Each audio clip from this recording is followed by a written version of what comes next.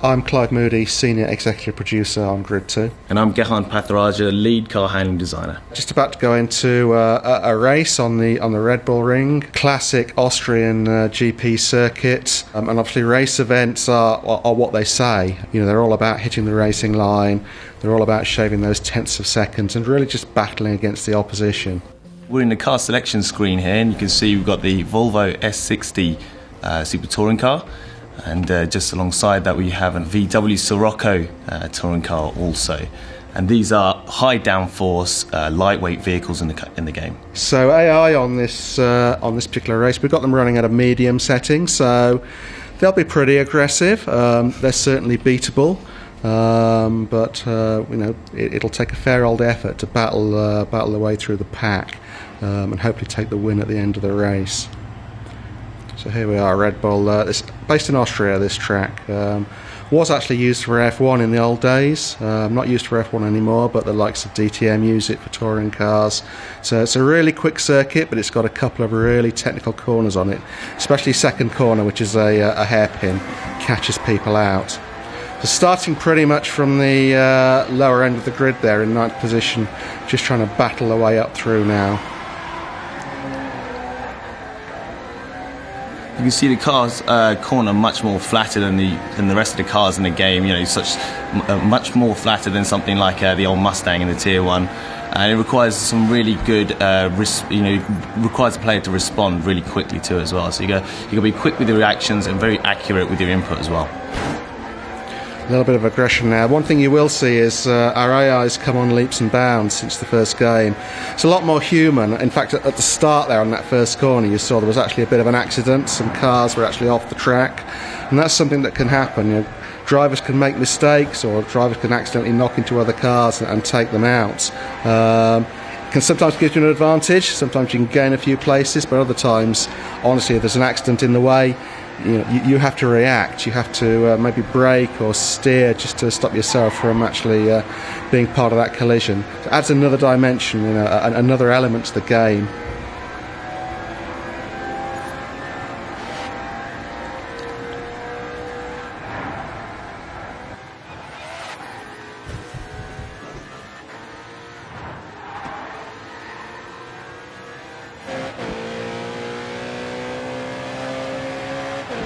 So we've got this race set up as 3 laps.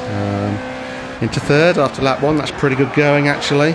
Obviously helped out by that accident on the first corner. So let's see how far we can get through. Opportunity on this pretty tight hairpin coming at the end of this section here. Late braking and seeing whether you can cut in on the inside.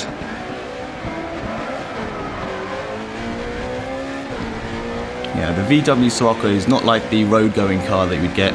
The road-going car is a front-engine, front-wheel drive car. This one is, more of a 50-50 weight distribution with the drivetrain going to the rear wheels. So you can see it handles a lot different to the road car as well. It requires a lot more accurate input as well. So there's a key difference that we've taken here in our approach to actually modelling the circuits for Grid 2. One of the things in the original game is where there were corners that you could potentially cut, we tended to barrier them off, tended to stop you from being able to cut corners by putting stacks of tyre walls or billboards there, really to stop players exploiting that and cheating. We've introduced a new system this time around that lets us take away all of those elements. So we have an anti-cheat corner cutting system. So if you do cut a corner, if you go across it, then actually a system kicks in that calculates how much of an advantage you would have gained by cutting that corner. And it just drops down the amount of power that you've got in the car for a period, which would stop you from gaining that advantage. So it makes it really, really fair, and that's something which works in both single player and obviously works in multiplayer racing as well.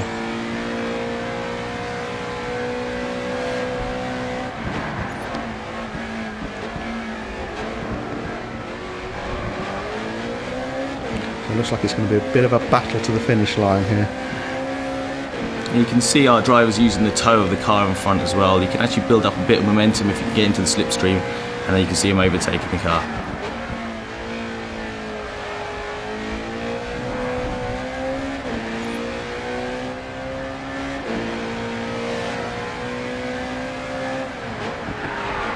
Oh. That could be costly.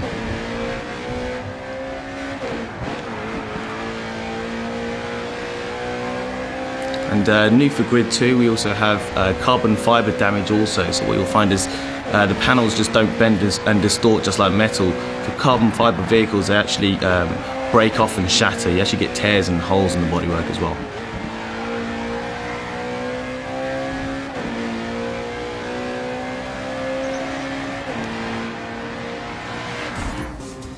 Good win.